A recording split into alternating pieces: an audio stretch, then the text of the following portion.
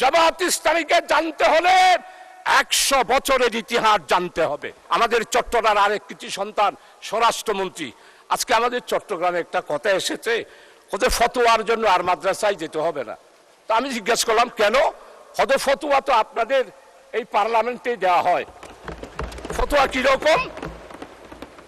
ফখরুল ইসলাম মাননীয় মন্ত্রী, উনি যেমন ইসলাম নয়, জামাত ইসলামীও ইসলাম নয়।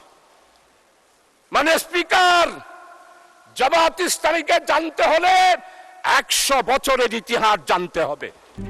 RICL TMX, যুগের পর যুগ স্থাপনা থাকে মজবুত। জামাত ইসলামী কি ইসলামী দল না অন্য কিছু, সেটার ফতোয়া দেওয়ার দরকার নাই। তাই আমাদের চট্টগ্রামে এখন বলতেছে হাল জমানার মুফতি তিনি, আর একটা বললাম না, আলিফ বাতা জানেন না।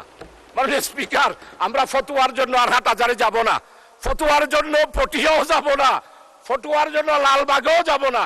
আমাদের এই মহান পার্লামেন্টে জামাত ইসলামীকে ইসলামী দল নয় বলে যিনি বলেন, তার কাছ থেকেই আমরা ফতোয়া নেব।